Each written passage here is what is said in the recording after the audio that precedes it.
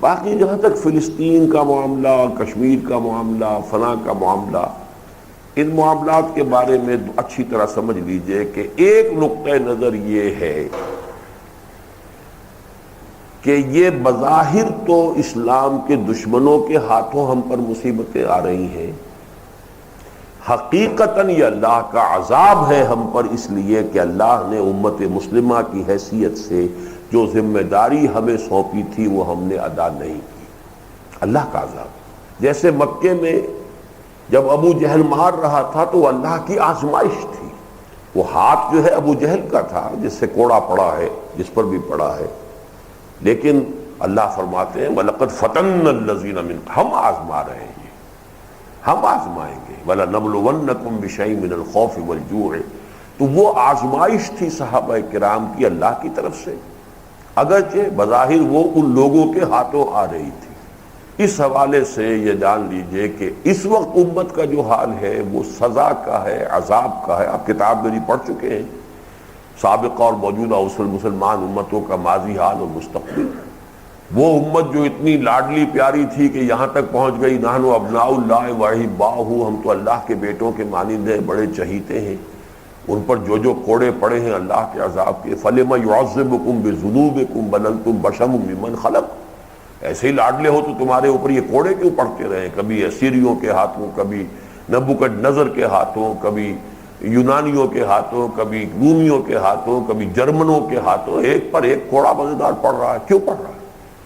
تمہارے کرتوتوں کی سزا دے رہے ہیں، اس لیے کہ ہم نے تمہیں ایک اونچا مقام دیا تھا اور تم نے اس کے تقاضوں کو پورا نہیں کیا۔ بعین ہی وہی مسلمانوں کے ساتھ ہو رہا ہے اور شدید سے شدید تر ہوتا جائے گا جب تک کہ امت مسلمہ اس فرض منصبی کو ادا نہ کرے۔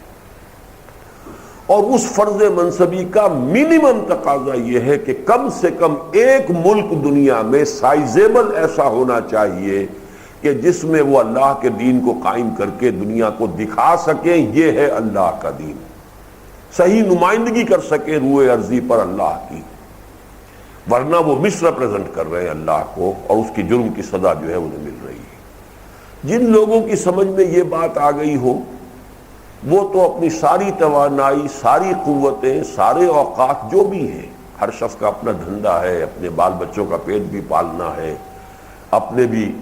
کچھ ضروریات ہیں، اس سے جو بھی وقت بچاتا ہے یا جو بھی سرمایہ بچاتا ہے، اب اس کی انویسٹمنٹ کہاں کرے گا؟ جس کی سمجھ میں یہ بات آ گئی ہے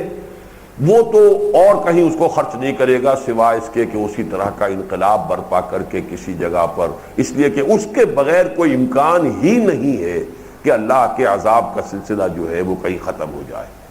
وہ ایک جگہ سے کوئی تھوڑا کم ہوگا دوسری جگہ زیادہ ہو جائے گا، دوسری جگہ سے کم ہوگا، جیسے فساد خون ہوتا ہے۔ مولانا مودودی نے یہ مثال ایک زمانے میں دی تھی کہ خون کا فساد ہے، ایک تھوڑا یہاں نکل آیا ہے، آپ نے اس کی خوب مرہم پٹی کی، پلٹس باندھی، سب کچھ کیا، لیکن آپ نے فساد خون کا علاج نہیں کیا، وہ منہ ٹھیک ہو جائے گا، کسی اور جگہ تھوڑا نکل آئے گا۔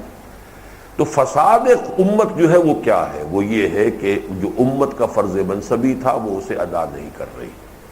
تو جن لوگوں کی سمجھ میں یہ بات آ جائے ان کی تو لاجیکلی پھر ان کی ساری توجہ، ساری توانائیاں، سارے اوقات صرف ہونے چاہیے اس پر کہ گویا کہ اصل کیوریٹو ٹریٹمنٹ جو ہے اس پر مرکوز کریں۔ جن کی سمجھ میں یہ بات نہ آئی ہو، بڑی تعداد ایسی لوگوں کی جن کی سمجھ میں یہ بات نہیں آئی، وہ اگر مدد کر رہے ہیں تو بہت اچھا کام کر رہے ہیں۔ ہم ان کی کبھی کسی درجے میں بھی، چاہے وہ فلسطینیوں کی مدد کر رہے ہوں، کشمیریوں کی مدد کر رہے ہوں، وہ چیچنیا والوں کی مدد کر رہے ہوں، تو بہرحال پھوڑے کو بھی تو آخر کچھ نہ کچھ درد جو دے رہا ہے تو پلٹس باندھ کر یا کوئی اور اس کے اوپر ٹریٹمنٹ کر کے جو کم سے کم جو ہے جتنے درد ہو رہی ہے اس میں کوئی شدت میں کمی ہو جائے تو وہ برا کام نہیں ہے، کوئی غلط کام نہیں ہے۔ لیکن جن لوگوں پر پہلی حقیقت منکشف ہو گئی ہے وہ بھی اپنی صلاحیتیں وہاں جھونک دیں گے تو اصل کیوریٹو ٹریٹمنٹ کا تو کوئی بندوبست ہوگا ہی نہیں۔